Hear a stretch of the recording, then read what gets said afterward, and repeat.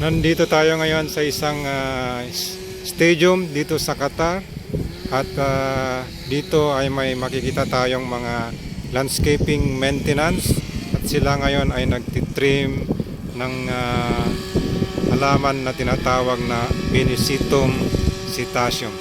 Ayan po sila. Lapitan po natin para makita natin ang ano nila tinitrim yung halaman na yan. Ito yung halaman na kanilang tinitrim ngayon. Ang tawag po dito ay Penicetum cetaceum. Ito po yung parang sa atin ay yung talahib. Ayan. Tinitrim po nila yan para muli po siyang magbigay ng bagong dahon. Kasi masyado siyang masukal kaya tinitrim na nila ngayon. Ayan po. Yan, titingnan natin paano nila tinitrim gamit ng kanilang machine.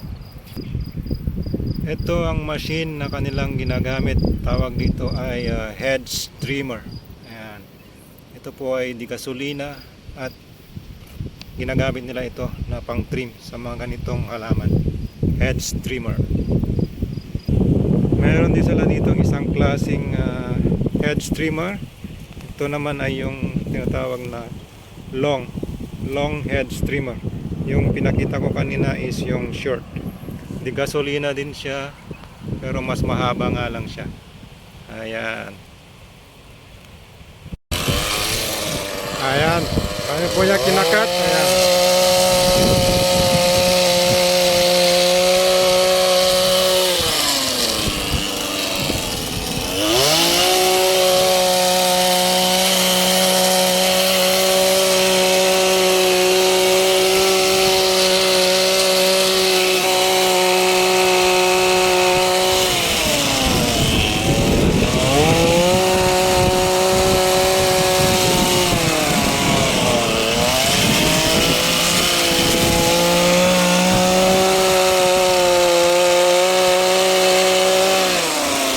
At ayan, ganun nga nila tinitrim yung halaman na ito. At yun ay tinitrim nila para maging ganito, para magbibigay ulit ng bagong mga dahon. Tutubo po ulit yan at magiging green ulit, kagaya ng ito.